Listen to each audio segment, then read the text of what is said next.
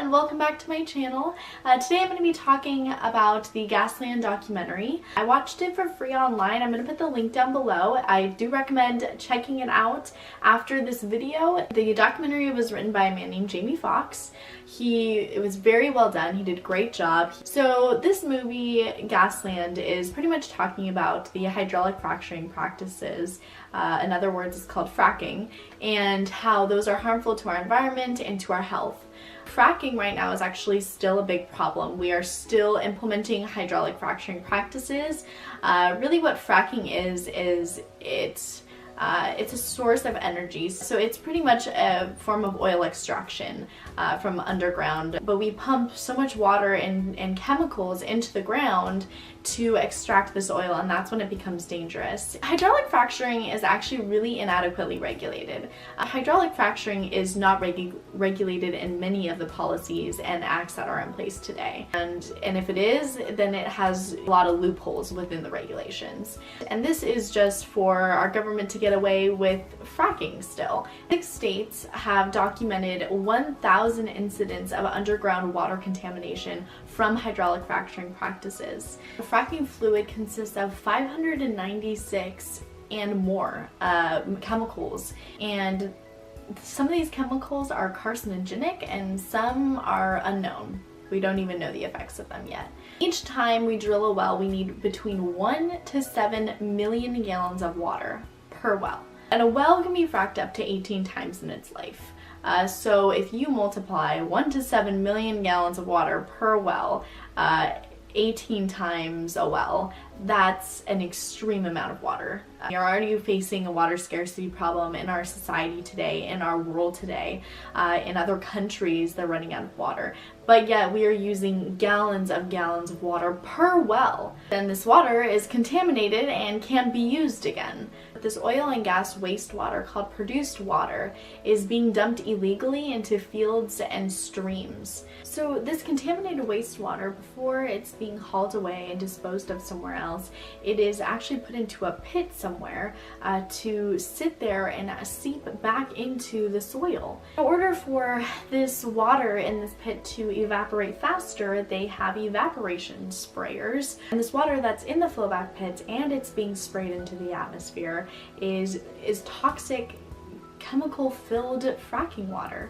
And these toxic hazardous air pollutants are creating ozone and contributing to climate change. Jamie's first stop on his journey in the documentary was to Pennsylvania. In Pennsylvania, they noticed that there was hissing and bubbling in their water, and actually their water exploded. I mean, this water is bubbling and hissing with natural gas from the fracking wells. And also in a household in Pennsylvania, they noticed that their animals were losing hair, and their cats were projectile vomiting from drinking this water. This is water that used to be safe enough to drink, and that now has recently turned bad because of these fracking wells that were put in right next to their house. And these households that are near these drilling wells are scared. They're scared for their own safety. They're scared that their house is going to be blown up. And they can light their water on fire, and the water that's coming from the faucet. So the next stop on his journey was to Weld County, Colorado, and they noticed a lot of the same things. And some of the households were bringing their water every week. We're bringing fresh water from a store because they can't use their tap water.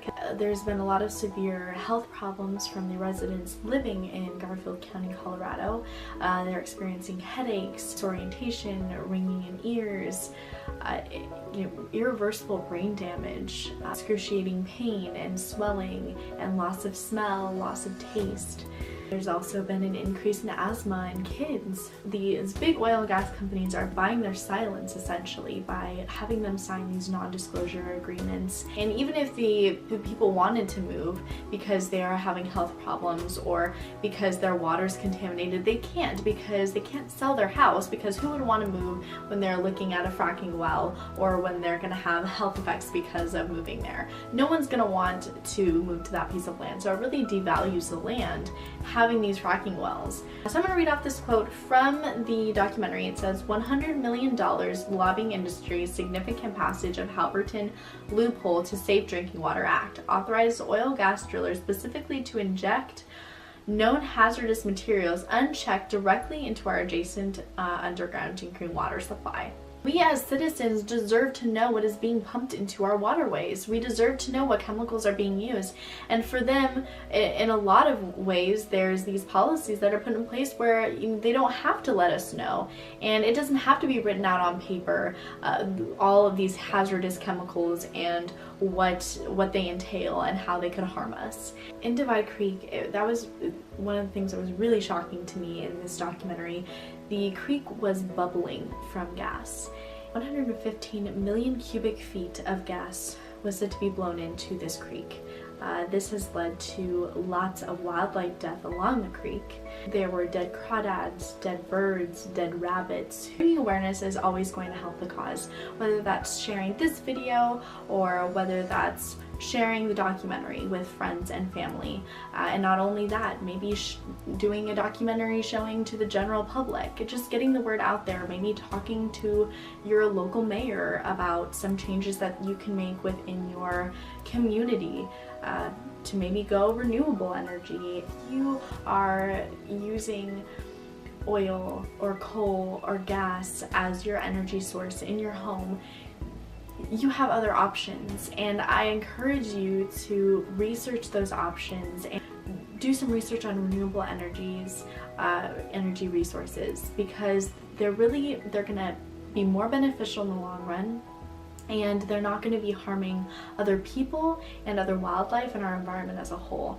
So going to whoever your supplier of energy is and talking to them about other energy options. We have an ability to do something about this issue. So I hope you all enjoyed this video, and please, if you have any comments or questions, do comment below. I would love to hear your thoughts. And please don't forget to subscribe to my channel, and I will see you next time.